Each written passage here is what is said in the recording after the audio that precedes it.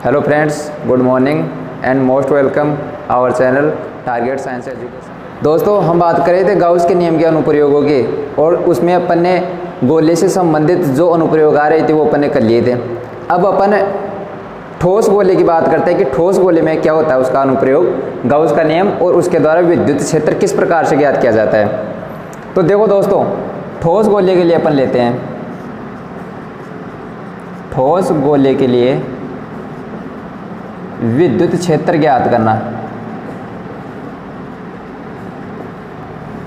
दोस्तों, पिछली क्लास में हमने देखा था कि जो गोलीय कोश होता है उसके लिए विद्युत क्षेत्र ज्ञात करना, यानी गोलीय कोश में अपन ने क्या देखा था कि गोलीय कोश की सतह पर चारों तरफ विद्युत आवेश वितरण रहता है, और उसकी वजह से अपन ने गाउस का नियम लगा के विद्युत क्षेत्र ज्ञात कर लिया था। अब बात करते हैं ठोस गोले, और गोला कैसा है, चालक। ये अपने पास जो गोले से संबंधित है वो दूसरा अनुप्रयोग है। एक तो गोला आ गया था गोलीय कोश, दूसरा गोला आ गया ठोस गोला, और तीसरा आएगा इसमें अचालक गोला। अब ये अपने पास में ठोस चालक गोला है। अब जब ठोस चालक गोला हो और ठोस चालक गोला, यदि इसको आवेश दिया जाए, ऐसे मान लो केंद्र पर अपने आवेश दिया, और आवेश देते ही आवेश सबसे पहले क्या विचार करेगा, क्या अपन चल सकते हैं।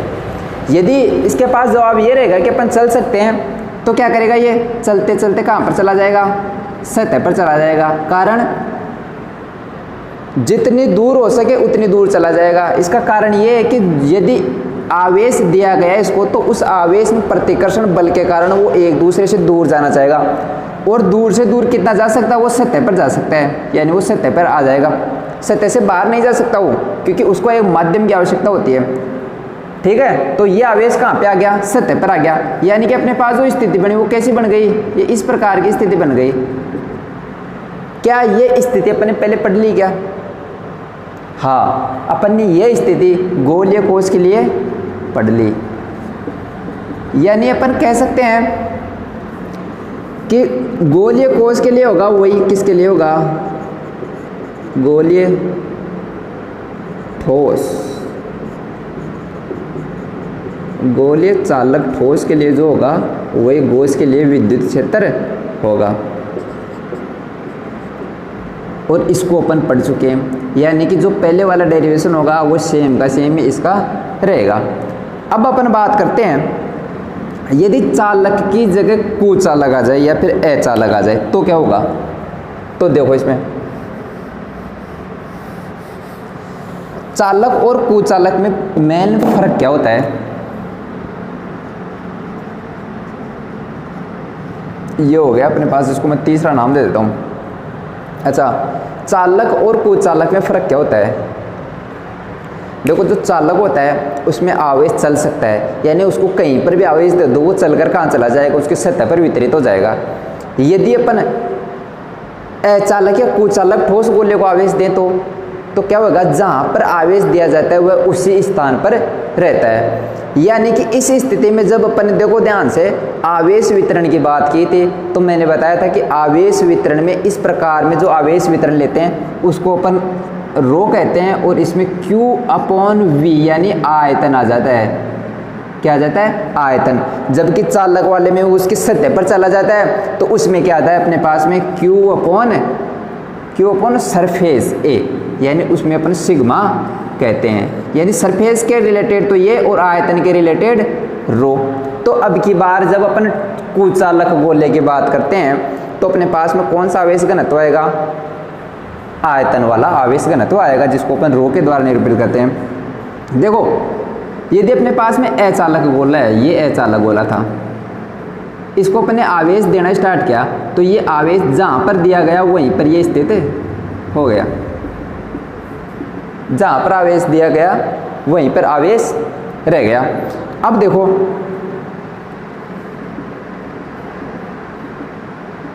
इसमें होगा क्या, कुचालक में क्या होता है, कुचालक की क्या प्रॉपर्टी होती है, कुचालक की प्रॉपर्टी ये होती है, आवेश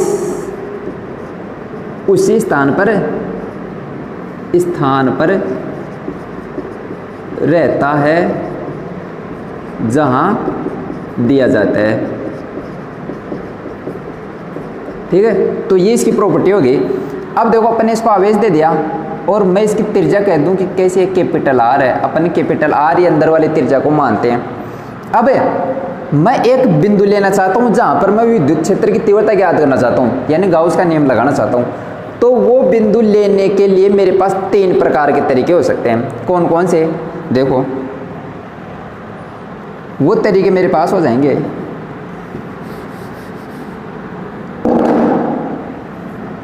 सेम टू सेम वैसा ही जैसा अपन ने चालक गोले में पढ़ा था या गोले कोश में पढ़ा था। सबसे पहले आर बिंदु मैंने ले लिया आर से बड़ा, यानी इस आर से बड़ा ले लिया, तो वो मेरे पास बिंदु कहाँ पर आ जाएगा? बाहर की तरफ आ जाएगा, पी बिंदु। और ये त्रिज्या है, ये कैसी हो गई? स्मॉल आर, ये हो गई। यानी क्या कहूँगा मैं? बिंदु गोले के बाहर स्थित होगा। बिंदु कहाँ पर होगा? गोले के बाहर होगा। दूसरे वाले बिंदु की बात करें तो r बराबर r, और तीसरे वाले बिंदु की करें तो r लेस देन r। ये 3 स्थिति अपन पढ़ेंगे। ये कहाँ पर रहेगा? सतह पर रहेगा, और ये कहाँ पर रहेगा? अंदर रहेगा। ठीक है, तो पहली स्थिति की अपन बात कर लेते हैं जब r ग्रेटर देन r हो, यानी ये बाहर की तरफ स्थित हो। तो सबसे पहले अपन क्या करते हैं? इसकी प्रोसेस क्या होती है? सबसे पहले इसकी प्रोसेस होती है कि गाउस का नियम लगाने के लिए अपने को एक गाउसीय सतह का क्या करना पड़ता है? निर्माण करना पड़ता है। तो अपने गाउसीय सतह इस प्रकार से बना ली। अब गाउसीय सतह बनाने के पश्चात गाउस का नियम लगाते हैं। तो गाउस का नियम कहता है कि इसके अंदर जो फ्लक्स होगा फाई, वो कितना होता है? इसमें स्थित कुल चार्ज, यानी अपने यदि इसको क्यू चार्ज दिया हो तो Q यानी total charge upon epsilon not, यानी कुल चार्ज का 1 अपॉन एप्सिलॉन नॉट गुना होता है। ये अपने पास गाउस का नियम होता है। और फ्लक्स अपने पहले पढ़ रखा है, कितना होता है? E dot ds। ये अपने पास में क्या होता है? फ्लक्स आ गया। अब क्या करेंगे?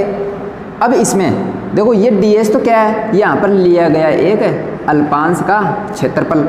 E अपने पास में विद्युत क्षेत्र है, Q अपने पास में आवेश है, और एप्सिलॉन नॉट अपने पास में परमिटिविटी है। तो देखो विद्युतशीलता हो गई, ये निर्वात की विद्युतशीलता। अब देखो जो आवेश था अपने पास में रो बराबर Q अपॉन V, तो यहाँ से अपने Q की वैल्यू निकाल सकते हैं। Q बराबर रो इंटू V, ऐसा निकाल सकते हैं ना। तो देखो अब फाई का काम तो पूरा हो गया। Q की वैल्यू रख दो एक साइड में, तो Q बराबर rho into V upon epsilon naught बराबर, देखो E होगा विद्युत क्षेत्र का एक फिक्स मान आएगा, या फिर अपन कह सकते हैं कि ये कैसा रहेगा? कांस्टेंट राशि रहेगा। क्यों? क्योंकि ये सब अल्पांशों के लिए इसका मान बराबर आएगा, क्योंकि R कैसा अपने पास में सबके लिए बराबर होगा। तो कहने का मतलब अपने पास E कांस्टेंट रहेगा, ये बाहर आ जाएगा, ये अपने पास में ds है आ जाएगा। ये अल्पांश का इंटीग्रेशन कर लेंगे तो अपने पास में क्या आ जाएगा? अपने पास में आएगा गोले का क्षेत्रफल ds, यानी E और गोले का क्षेत्रफल। गोला कौन सा अपने पास में? ds, यानी 4 पाई r कौन सा आएगा भाई? 4 पाई r स्क्वायर, ये वाला r अपने पास में आएगा। इधर देखो रो आयतन, इस तरफ आयतन कौन सा आएगा? ये आयतन अपन लिख रहे हैं यहाँ से। जब ये फॉर्मूला अपन पढ़ रहे थे तब अपने पास में आयतन V बराबर 4/3 पाई r क्यूब, यानी कुल आवेश इसको दिया गया, कुल आवेश बटा हुआ इसका कुल आयतन। तो अपने पास में ये आयतन है, इसमें r है वो कैपिटल R है, तो रो की जगह रो V 4/3 pi r cube upon epsilon not. ये अपने पास में आ गया। अपने को चाहिए क्या? अपने को E चाहिए, तो E की वैल्यू निकाल लो और बाकी को रख लो एक साइड में। तो देखो E को एक साइड में रहने दो इधर, और बाकी को इधर लेके आ जाओ। तो रो देखो 4 से 4 कट गया अपने पास में, पाई से पाई कट गया, क्या आया? रो r क्यूब अपॉन ये 3 है अपने पास में, 3 एप्सिलॉन नॉट है, और इस साइड से क्या आया? r स्क्वायर, यानी ये अपने पास में किसकी आई? विद्युत क्षेत्र की तीव्रता अपने को प्राप्त है हो गई। ये अपने पास में पहला रिजल्ट आ गया। देखो एक बार देखो, दोबारा से देखो, ये अपने पास में चालक कुचालक बोला था यहाँ पे, इसमें इसके अंदर आवेश भरा हुआ है, यानी अपने आयतन लेना पड़ेगा, इसमें आयतन आवेश वितरण लेना पड़ेगा। फिर अपन ने क्या किया, गाउस के लिए एक गाउसीय सतह का निर्माण किया, और गाउसीय सतह का निर्माण करने के बाद अपन ने गाउस का नियम लगा दिया, जो होता है E.ds बराबर Q अपॉन एप्सिलॉन नॉट। इसमें Q का मान यहाँ से अपन ने रख दिया QV, और V का मान भी अपन ने यहाँ से रख दिया। दूसरी साइड में EDS था, तो E और DS 4πr² हो गया इस बाहर वाले गोले का क्षेत्रफल, क्योंकि DS अपने पास कहाँ पर स्थित है, इस बाहर वाली सतह पर स्थित है। तो अपने पास में जो रिजल्ट आया वो अपने पास विद्युत क्षेत्र की तीव्रता का ये आया। अब यदि बात करें दूसरे वाली कंडीशन की, दूसरी कंडीशन है अपने पास में R बराबर R, यानी कि जो अपने पास त्रिज्या होगी वो बराबर होगी इन दोनों की त्रिज्या, यानी ये वाली त्रिज्या बराबर ये वाली त्रिज्या। यानी कहने का मतलब क्या है, ये कहाँ पर आ गया, चलता चलता सतह पर आ गया, सतह पर आ गया। तो क्या मैं इस वाले फॉर्मूले में R बराबर R रख दूं तो अपना काम बढ़ जाएगा। जिस प्रकार अपने गोले कोष में रखा था तो रख दो यहाँ पर वैल्यू, तो देखो E आ जाएगा अपने पास में ये R³ upon 3 epsilon not R²। R की जगह पर ने कितना रख दिया, कैपिटल R, ये E, तो R² से ये कट गया, तो कितना है E बराबर सिग्मा ये रो R अपॉन 3 एप्सिलॉन नॉट। ये अपने पास में E कहाँ पर मिल गया, सतह पर मिल गया, E सरफेस पर मिल गया। ये दो रिजल्ट हो गए अपने पास में। और इसका जो तीसरा रिजल्ट रहेगा वो इम्पोर्टेंट रहेगा अपने पास में, क्यों, क्योंकि उसके लिए एक अलग से कंसेप्ट लगेगा। वो देखो ये दो फॉर्मूले अपने पास में आ गए। अच्छा, इसमें एक चीज़ देखने वाली ये है कि जो ये वाला है ये तो इस त्रिज्या के साथ जो परिवर्तित त्रिज्या है, इस परिवर्तित त्रिज्या से किस प्रकार से रिलेटिव हो रहा है, 1/r² से। यानी इस त्रिज्या को, ये तो देखो R ये तो फिक्स है अपने पास में, ये तो हमेशा फिक्स ही रहेगी, जो बोल दिया चेंज कॉर्नर है ये छोटे वाला R, यानी इसको बाहर ले जाएं, अंदर ले जाएं, इसके पास लाएं, इसके दूर ले जाएं, तो इससे किस प्रकार परिवर्तित होती है ये, E समानुपाती 1/r² से, यानी बाहर की तरफ तो इस प्रकार से रिलेट रहेगी। और इसमें अपन बात करें तो E समानुपाती R। और यदि अपन आगे बात करें तीसरी स्थिति की बात करें, तो तीसरी स्थिति में क्या हो जाएगा अपने पास में, देखो इसको रफ कर देता हूँ मैं थोड़ा, ये फॉर्मूले रहने देता हूँ और इनको रफ कर देता हूँ, क्योंकि अपन एक ग्राफ भी इनके टोटल का अपन देखेंगे।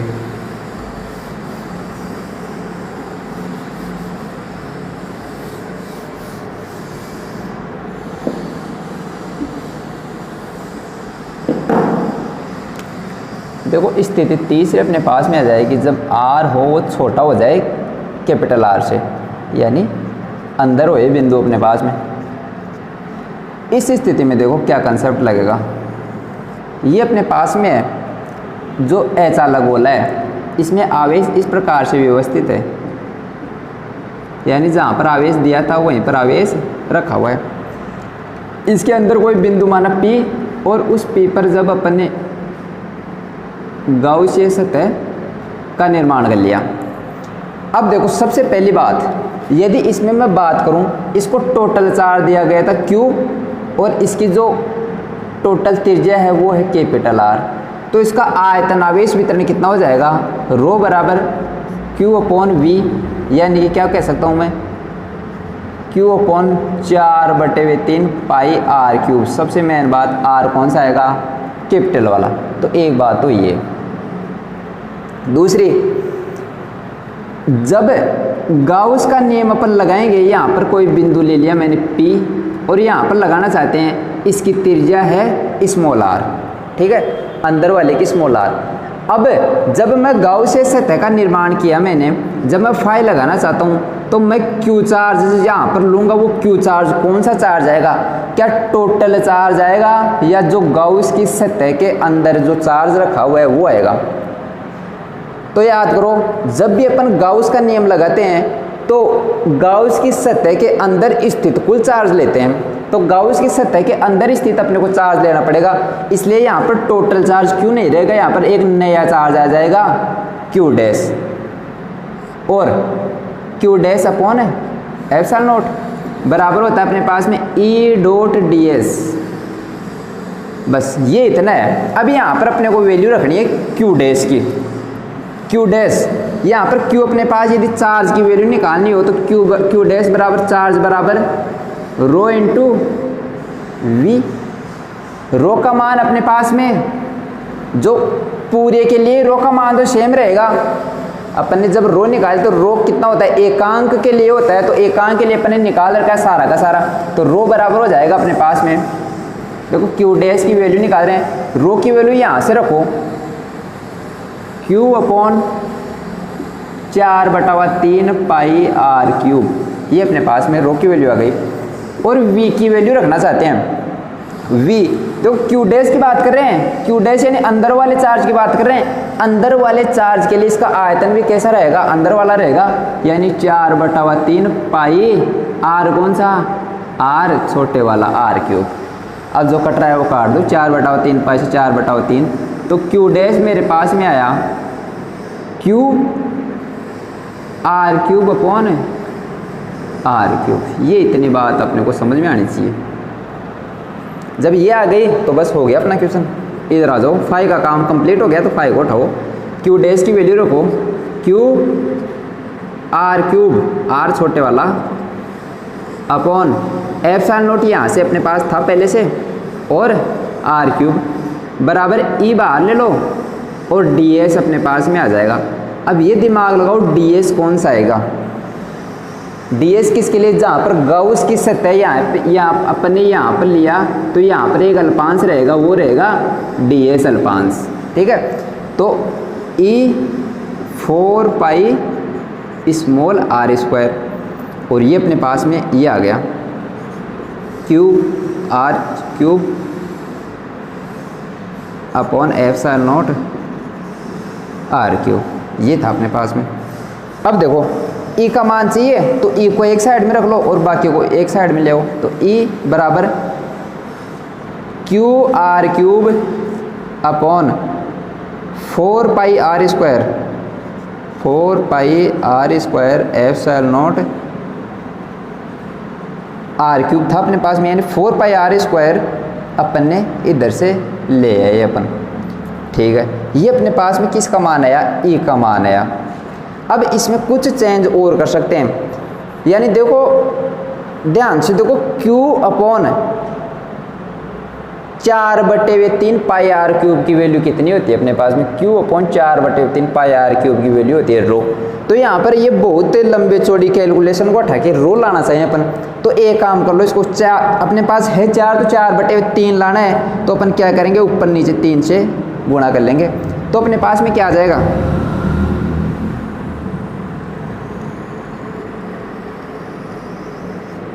देखो अपने पास में क्या आ जाएगा, ये आ जाएगा अपने पास में, यहाँ से 4/3 पाई आर क्यूब मिल गया, तो ऊपर देखो क्यू 4/3 पाई आर क्यूब, इसके अलावा क्या बच गया 4/3, यानी कि ये 3 आ गया, ये बाहर वाला 4/3 तो ये आ गया और 3 अंदर बच गया, तो 3 मैंने यहाँ पर लिख दिया, 4 आ गया, पाई आ गया, आर क्यूब आ गया, आर स्क्वायर एप्सिलॉन नॉट,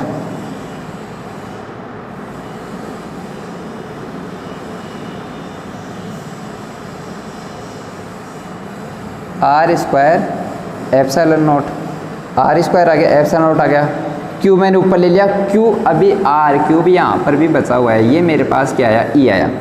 दोबारा से देखो क्यू आर क्यूब ऊपर है, क्यू आर क्यूब मैंने ऐसा कैसा लिख दिया, 4/3, इस 4/3 पाई आर क्यूब को मैंने एक जगह लिख लिया, और बाकी 3 आर स्क्वायर एप्सिलॉन नॉट को मैंने एक जगह लिख लिया।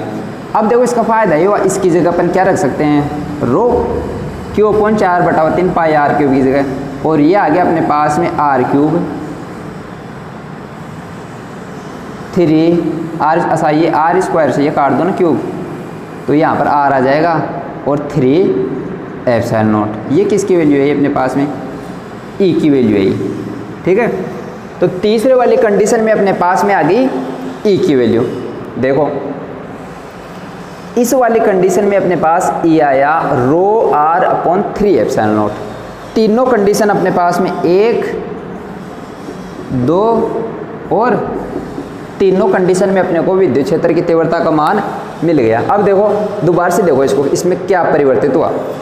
ठोस गोले में परिवर्तन ही यही है कि जितना चार्ज अपन मतलब अंदर लेंगे तो अंदर उतना ही चार्ज काम में आएगा जो गाउसियन सतह के काम में आ रहा है। तो देखो सबसे पहले अपन इसमें जो आवेश वितरण घनत्व की बात करेंगे वो कौन सा आएगा, आयतन वाला आएगा, आयतन आवेश वितरण। और उसके बाद अपन फाई की बात करें तो Q dash upon epsilon not यानी कि ई डॉट डी एस अपने पास में ये इस प्रकार से आ गया। क्यू डैश अपने को लेना था, क्यू डैश अपने यहाँ से प्राप्त कर लिया, रो इंटू वी से, रो पहले वाला और वी आयतन जो अपने लिया ये अपने पास में आ गया। और अपन ने इसको रो में चेंज कर लिया, इसमें जो इतनी बड़ी कैलकुलेशन है उसकी जगह रो लेकर आ गए तो रो आर 3 एप्सिलॉन नॉट ये अपने पास में आ गए। तीनों कंडीशन हो गई और इसके साथ अपना टॉपिक कंप्लीट हो गया ये। अब इसके ग्राफ के कुछ निष्कर्ष की बात कर लेते हैं, ग्राफ की बात कर लेते हैं। ये तो कंप्लीट हो गया, इसको मैं रफ कर रहा हूँ थोड़ा। इन फॉर्मूलों को तो रहने देते हैं।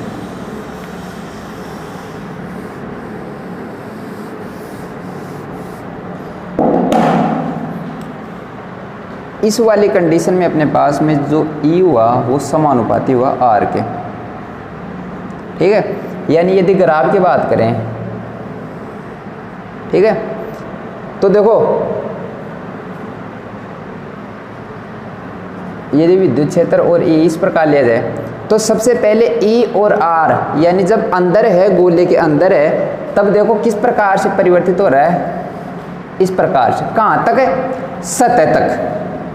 यानी अपन कह सकते हैं ये आर लेस देन है आर से, यानी ये छोटे वाला आर है वो लेस देन हो गया आर से। यदि दूसरी बात करें अपन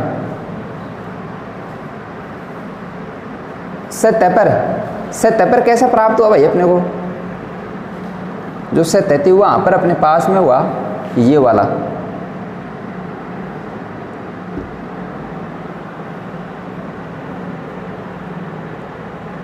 ठीक है। सतह पर ये प्राप्त हुआ अपने को। यदि सतह की बात करें तो एक चीज़ ये बताओ मेरे को, अपन बाहर से आ रहे थे, बाहर से आ रहे हैं तो जब इसकी त्रिज्या का मान बढ़ता है तो ई का मान क्या होता है, घटता है, क्योंकि व्युत्क्रमण अनुपाती है।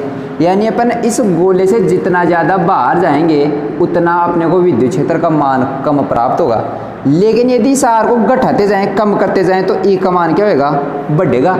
यदि अपन कम करते गए तो ई का मान बढ़ेगा। अपन सतह पर आ गए तब अपने पास मान क्या हो गया, मैक्सिमम हो गया, क्योंकि आर सबसे कम कितना हो सकता है, ये इतना आर इतना हो सकता है। उसके बाद तो अंदर वाली सतह आ जाएगी और उसके बाद कंसेप्ट अलग लगना स्टार्ट हो जाएगा। कैसे, उसके बाद तो अपने पास में ये कंडीशन आ जाएगी ये वाली, यानी जो विद्युत क्षेत्र होगा वो आर के समानुपाती होगा। समानुपाती के लिए आ गया अंदर, यानी आर बढ़ा रहे हैं जब अंदर रहते हैं। देखो इसको ऐसे समझो, जब बाहर थे तब तो कह रहे हैं कि त्रिज्या को घटाओ। अपन आए त्रिज्या यहाँ पर आकर बैठ गए। अपन ने यहाँ पर जो अपने पास में रीडिंग थी उसको नोट कर लिया। उसके बाद अंदर आने स्टार्ट किए, अंदर आते ही अपने पास में फॉर्मूला लगना हो गया दूसरा स्टार्ट। फिर अपन ने क्या कहा कि अंदर तो अपने पास में जो ई होता है वो त्रिज्या बढ़ाने पर बढ़ता है। अरे तो भाई अंदर क्यों जा रहे हो आप, फिर यहीं पर आओ, वापस बढ़ाओ त्रिज्या को, आओ कितना बढ़ाओ, सतह पर आ जाओ। तो सतह पर आकर दोनों जने सहमत हुए, चलो सतह पर मेरा भी ज़्यादा है और इसका भी ज़्यादा है, यानी सतह पर अपने पास में जो ई होता है वो कितना ज़्यादा मिलता है, मैक्सिमम मिलता है। यानी ये सतह पर, यानी आर बराबर आर पर अपने पास में ये कंडीशन आ गई, ठीक है। और उसके आगे जब बाहर आ गए तो अपने पास में आर स्क्वायर के इस प्रकार से ये मिला, यानी आर ग्रेटर देन आर के लिए अपने पास में इस प्रकार का ग्राफ मिला। ये ग्राफ था। अच्छा, इससे पहले वाला ग्राफ जो गोलीय कोष के लिए आता है फिर चालक गोले के लिए आता है वो कैसा होता है, ये तो अपने पास में कुछ चालक गोले के लिए, ठीक है। और ये अपने पास में गोलीय कोश के लिए, इसमें अपने पास में विद्युत क्षेत्र ये ई और ये आर। उसमें ये एक चीज़ बताओ, सतह तक जब तक चलते हैं अपन, ऐसे मान लो यहाँ पर आर बराबर आर आ रहा है, जब सतह तक चलते हैं वहाँ तक तो अपने को 0 ही मिलता है। फिर सतह पर एकदम से अपने को ज़्यादा प्राप्त होता है, यानी सतह पर आते ही एकदम से इतना प्राप्त हो गया अपने को, यहाँ पर चलेगा एकदम से ही। फिर आर इस पर के इस प्रकार चलता है, तो वो ग्राफ अपने पास इस प्रकार, यानी ये वाली लाइन अपने को प्राप्त नहीं होती। तो इसके साथ आपका ये एप्लीकेशन थे गाउस के नियम के, वो कंप्लीट हो गए। ठीक है, अब बात करते हैं अगले टॉपिक की। अगला टॉपिक अपना है किसी सतह पर अपने को बल को कैलकुलेट करना है कि किसी सतह पर बल कितना लगता है। ठीक है, तो इसको मैं रफ करता हूँ।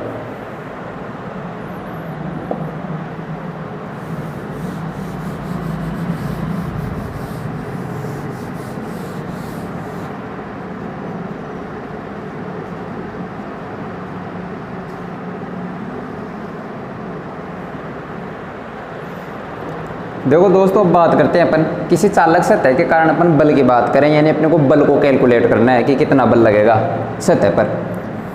देखो सबसे पहले अपन एक सतह लेते हैं और इस सतह पर अपन क्यू आवेश देते हैं, अपन क्यू आवेश देते हैं।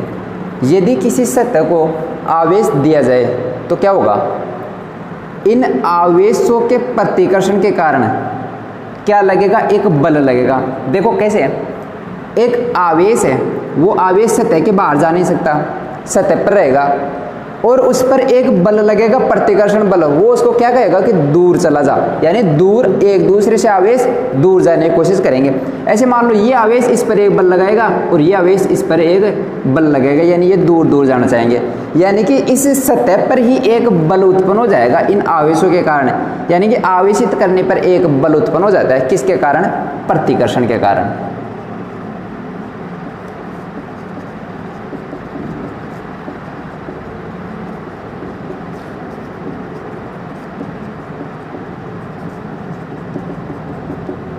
देखो इसको बात करते हैं अपन। यदि अपने पास में ये सतह थे और इस पर अपन ने एक अल्पांश लिया ए और बी, एक अल्पांश तो अपन ने ले लिया ए और बी, इसके अलावा एक सरफेस अपने पास कौन सी बच गई, ये इधर वाली ए बी, इसको यहाँ पे अपन सी नाम दे देंगे, तो अपन कहेंगे ए सी बी। अपने पास एक सतह दूसरी बच गई।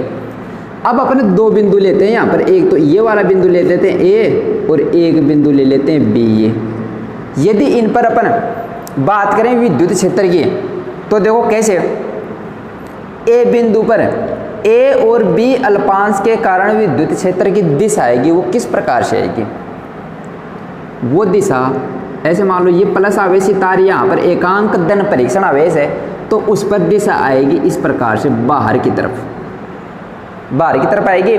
और एक चीज़ और, जब हम इस सतह को आवेश देते हैं या इसको आवेशित करते हैं, तो जो बल लगता है वो हमेशा सतह से बाहर की तरफ ही लगेगा, हमेशा बाहर की तरफ ही लगेगा।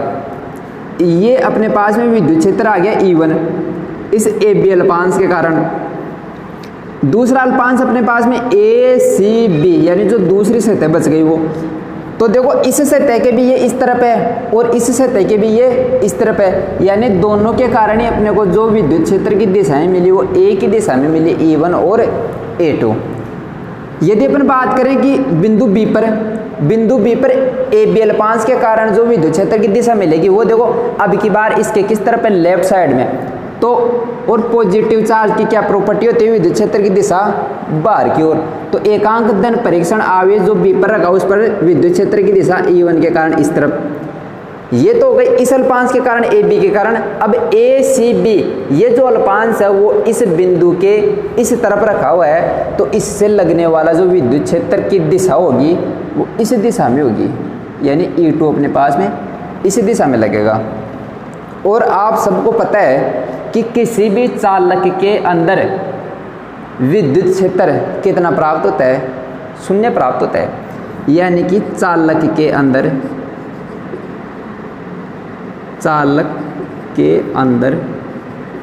जो E होता है वो कितना होता है, 0 होता है। यानी अपन कह सकते हैं ये 0 कब हो सकता है, जब E1 और E2 बराबर हो। ठीक है। या फिर एक इस प्रकार से देख लो, देखो E1 और E2 दोनों का योग 0 होगा।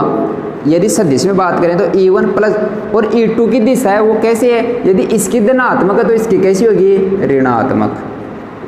ठीक है, दोनों का अपन ने क्या कर दिया, योग सदिश योग कर दिया, और वो किसके बराबर है, 0 के बराबर है। तो 0 के बराबर है तो E1 वेक्टर बराबर क्या हो जाएगा, E2 वेक्टर। इस प्रकार से E1 और E2 अपने पास दोनों बराबर परिमाण के प्राप्त होते हैं।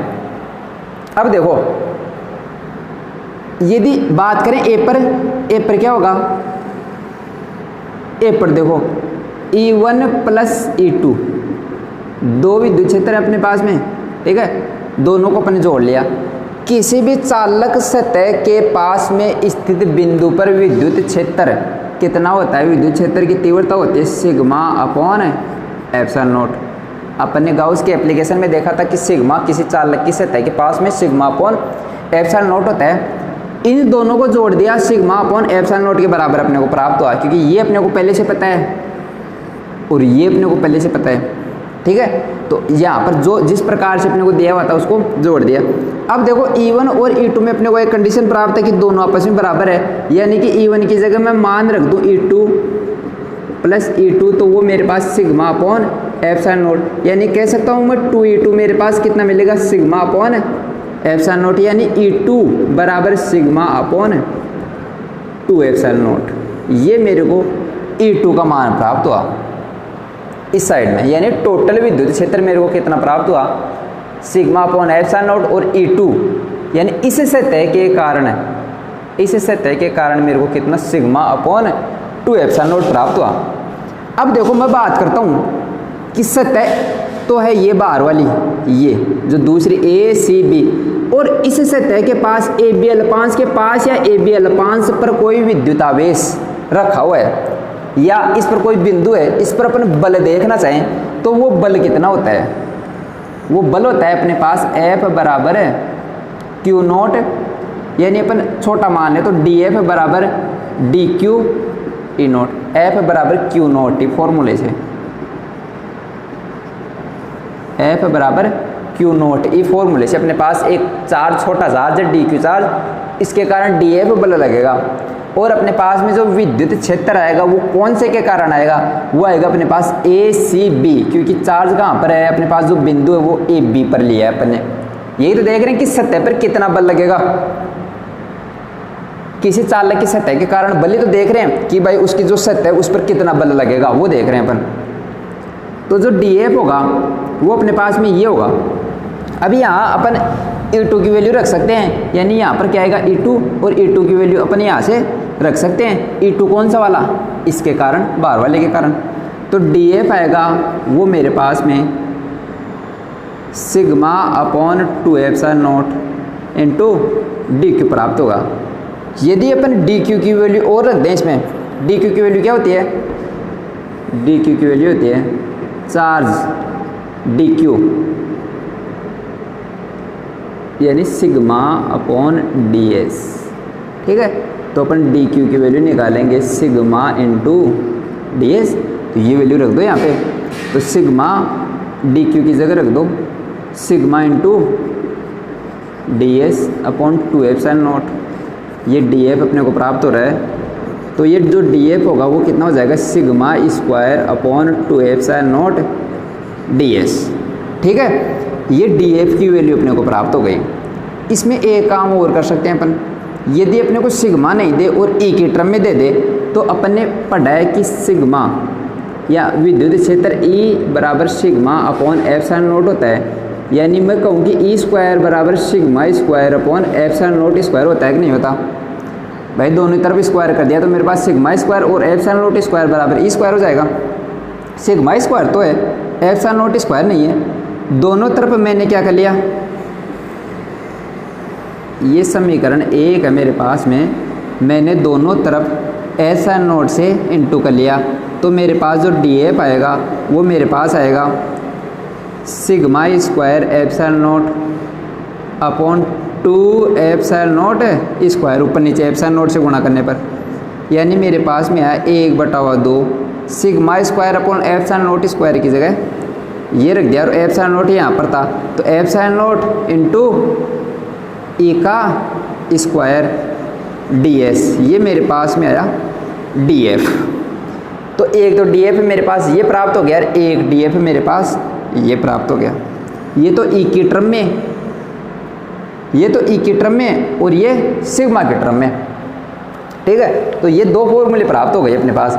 यदि मैं टोटल f की बात करना चाहूँ तो टोटल f मेरे पास कितना आ जाएगा भाई, टोटल f मेरे पास में आ जाएगा, इसका इंटीग्रेशन कर दो, sigma square upon 2 epsilon note ds, जो कि इसके बराबर होगा, इसका भी इंटीग्रेशन कर दो क्योंकि यहाँ से भी f की वैल्यू प्राप्त हो रही है यहाँ से, तो दोनों आपस में बराबर होंगे। तो 1/2 epsilon note E square ds, ये मेरे पास f की वैल्यू प्राप्त हुई।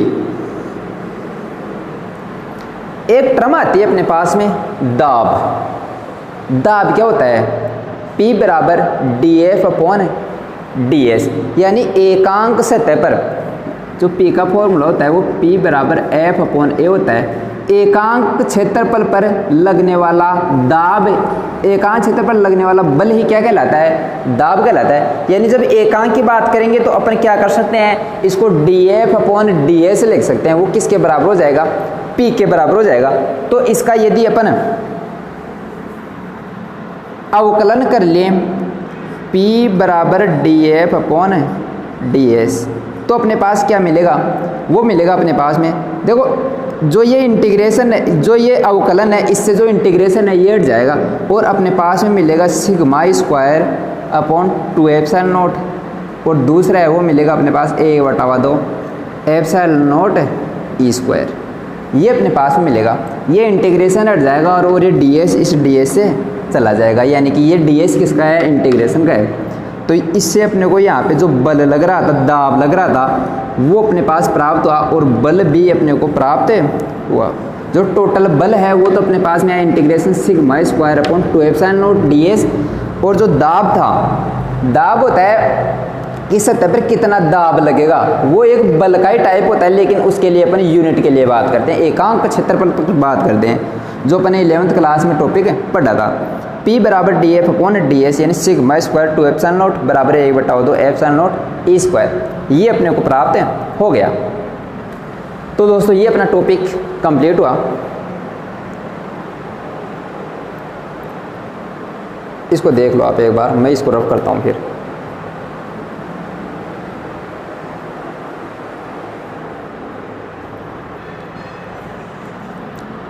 तो आओ आगे बात करते हैं अपन अगले टॉपिक की, विद्युत क्षेत्र के एकांक आयतन में संचित ऊर्जा, यानी अपन विद्युत क्षेत्र के कारण अपने पास में कोई भी जो बॉडी होती है उसके एकांक आयतन में अपन ऊर्जा की बात कर रहे हैं कि कितनी ऊर्जा उसमें संचित हो जाएंगे। तो हमने पहले पढ़ा हुआ है कि जो ऊर्जा होती है वो किए गए कार्य के बराबर होती है, किए गए कार्य के बराबर होती है, यानी कि ऊर्जा चाहिए तो अपने को क्या निकालना पड़ेगा, कार्य निकालना पड़ेगा। तो देखो इसको ध्यान से, यहीं से पूरा हो जाएगा। यदि ऊर्जा चाहिए तो अपने को क्या निकालना पड़ेगा, W निकालना पड़ेगा। W निकालना पड़ेगा तो इसके लिए अपने पास F चाहिए, F डॉट ds चाहिए, यानी बल चाहिए, और दिया हुआ विस्थापन चाहिए। F चाहिए तो F अपन ने निकाल रखा है। F कितना होता है अपने पास में, F होता है वो होता है P इंटू ए, यानी P बराबर F अपॉन A होता है। तो P की वैल्यू अपने को पता है तो F की वैल्यू आ सकती है। P की वैल्यू कितनी होती है, P की sigma square upon 2 epsilon note अभी निकाली थी अपन ने, ठीक है, इंटू ए कितना हो गया 4 पाई r स्क्वायर, ए यानी एरिया, और किसी गोले का एरिया, यानी जो अपन बात कर रहे हैं इस गोले की, इसका एरिया कितना हो जाएगा 4 पाई r स्क्वायर। तो ये अपने को F प्राप्त हो गया। यदि F प्राप्त हो गया तो यहाँ से अपन W निकाल सकते हैं, यानी dW। थोड़ा सा अपने पास कार्य होगा dW, वो कितना हो जाएगा, वो जाएगा अपने पास में F इंटू ds, यानी अल्पांश के लिए। तो F की वैल्यू है अपने पास sigma square upon 2 epsilon naught 4 pi are square into D S. ठीक है, और ध्यान से देखो इसको, ये अपने पास में जो मिल रहा है वो क्या है अपने पास में, देखो 4 पाई आर स्क्वायर यानी ये इसका क्षेत्रफल, यानी ये लाइन है वो अपने पास 4 पाई आर स्क्वायर है। ये लाइन है, इस पर जो चार्ज है ऐसे मान के चलो, ये क्या है अपने पास में 4 पाई आर स्क्वायर है। यदि इसको बहुत छोटा एक वायर और ले लिया जाए और इसके पास इसके ऐसे रख दिया जाए तो ये डी एस हो जाएगा, यानी ये कितना है डी एस है। इसकी मोटाई डी एस है और लंबाई के लिए क्षेत्रफल अपने पास क्या ऐसा बेलन बन गया क्या ये एक इस प्रकार का, जिसका क्षेत्रफल तो कितना था 4 पाई आर स्क्वायर, और इसकी मोटाई भी मैंने अपने पास ले ली, ये कितनी हो गई डी एस। इन दोनों को गुणा कर दूँ तो ये मेरे पास इसका आयतन मिल जाएगा, क्या मिल जाएगा, क्योंकि बेलन का आयतन पाई आर स्क्वायर इंटू एल ये हो जाएगा। तो इसका क्षेत्रफल इंटू लंबाई, तो क्षेत्रफल अपने पास था और लंबाई डी एस अपने को प्राप्त हो गई। अब देखो क्या ये अपने पास में हो गया एक डी वी, डी एस था तो अपन ने डी वी इसको मान लिया, यानी आयतन, अल्पांश आयतन हो गया ये अपने पास में। तो इसको मैं ऐसा लिख सकता हूँ sigma square 2 epsilon naught into d V. आयतन आ गया इधर था डी डब्ल्यू, यदि डब्ल्यू चाहिए अपने को तो मैं इसका इंटीग्रेशन कर दूंगा डी डब्ल्यू का, यानी इंटीग्रेशन मेरे को करना पड़ेगा sigma square upon 2 epsilon naught d V, V के रेस्पेक्ट में आ रहा है ये। और ये किया गया कार्य किसके बराबर होता है, ऊर्जा के बराबर, तो ये मेरे पास ऊर्जा प्राप्त है हो गई। ये छोटा सा टॉपिक था ये। इस प्रकार तो ये कुल संचित ऊर्जा है, क्या है कुल संचित ऊर्जा। यदि अपन बात करें कि एकांक आयतन में संचित ऊर्जा कितनी होगी, एकांक आयतन के लिए वही पहले वाला बात कि अपन क्या करेंगे d W upon d V, क्या करेंगे एकांक आयतन, इसको मैं कह दूं कि यू वी, यानी एकांक आयतन में, एकांक आयतन में संचित ऊर्जा। इसको देखो, इसको अपन कहेंगे d W upon d V, एकांक आयतन में संचित ऊर्जा। ऊर्जा किसके कार्य के बराबर, एकांक आयतन का मतलब डी वी के साथ अपने को इसका डिफ्रेंशिएट करना पड़ेगा। ये अपने पास में आ गया देखो, यानी अपन करना चाहते हैं डी अपॉन डी वी, ये इंटीग्रेशन था sigma square upon 2 epsilon naught d V. अब देखो क्या होगा, इस डिफ्रेंशिएट से तो इंटीग्रेशन कट जाएगा, डी वी से डी वी चला गया अपने पास में, तो अपने पास में कहने का मतलब यू वी क्या आया, ये आया sigma square upon 2 epsilon not. ये अपने पास में एकांक आयतन में संचित ऊर्जा का मान आ गया। करना कुछ नहीं था अपने को, देखो ऊर्जा चाहिए कार्य निकालो, कार्य के लिए बल, बल इंटू विस्थापन। अपने पास बल निकालने के लिए अपने पास में एक फॉर्मूला होता है दाब बराबर P बराबर F अपॉन ए, तो P अपन ने अभी जस्ट पहले निकाला है, तो P का मान अपने sigma square upon 2 epsilon not यहाँ से रख दिया, तो F की वैल्यू पता चल गई, और F पता चलते है तो W पता चल गया, और W पता चलते तो U ऑटोमेटिक पता चल गई। ये अपना कंप्लीट हो गया। इसके बाद इस चैप्टर का एक लास्ट टॉपिक बचा है, वो भी करेंगे अपन। वो होता है किसी साबुन के बुलबुले का संतुलन है, तो इसको एक बार देख लो, इसको मैं रफ करता हूँ।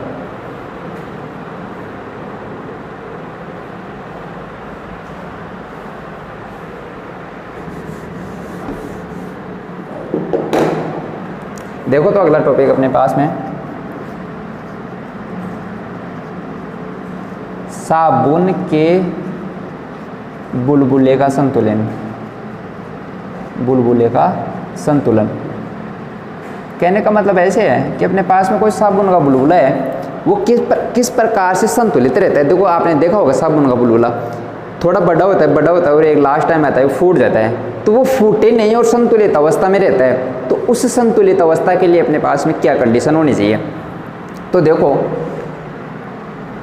यदि अपन साबुन के बुलबुले के आवेश को आवेश न दें तब तक क्या होता है, तब तक अपने पास में ये एक साबुन का बुलबुला था, इसमें जो अंदर दाब है वायुदाब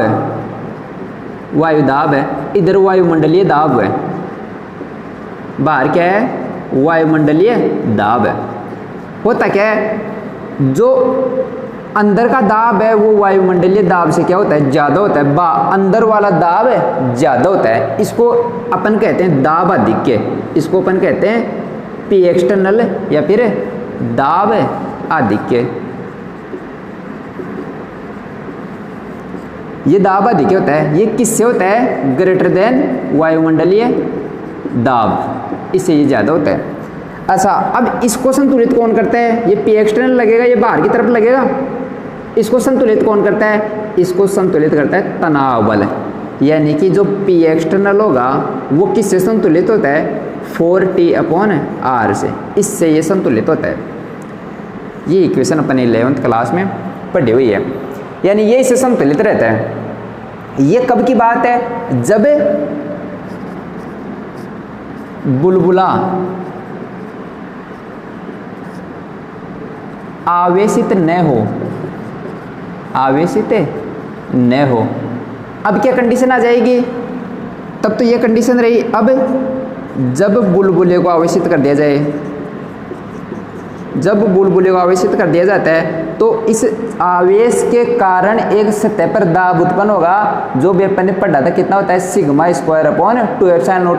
इससे पहले वाला डेरिवेशन पढ़ा था ना अपन ने कि आवेश देने से चालक की सतह पर एक दाब उत्पन्न होता है और उसका मान होता है σ²/2ε0। तो बुलबुले को आवेशित किया जाए, बुलबुले को आवेशित किया जाए तो क्या होगा, एक दाब, एक्स्ट्रा दाब आ जाएगा अपने पास में, जिसका मान कितना होता है, P एक और आ जाएगा, कितना हो जाएगा, σ²/2ε0। यानी अब की बार अंदर से बाहर की तरफ दाब लग रहे हैं वो दो हो जाएंगे, कौन कौन से, एक तो P एक्सटर्नल प्लस σ²/2ε0, ठीक है। यानी बाहर की तरफ दो दाब हो गए अपने पास में, बाहर की तरफ दो दाब हो गए,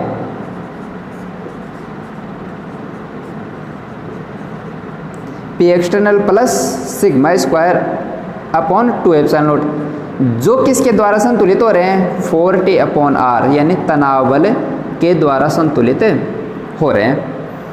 अब कंडीशन आती है कि यदि ये संतुलित रहे तो अपने पास संतुलित की अवस्था क्या है, संतुलित की अवस्था ये है कि बाहर भी दाब और अंदर भी दाब दोनों कैसे रहें, बराबर रहें। यानी जो दाब आधिक्य था वो दाब आधिक्य कितना हो जाना चाहिए, 0 हो जाना चाहिए।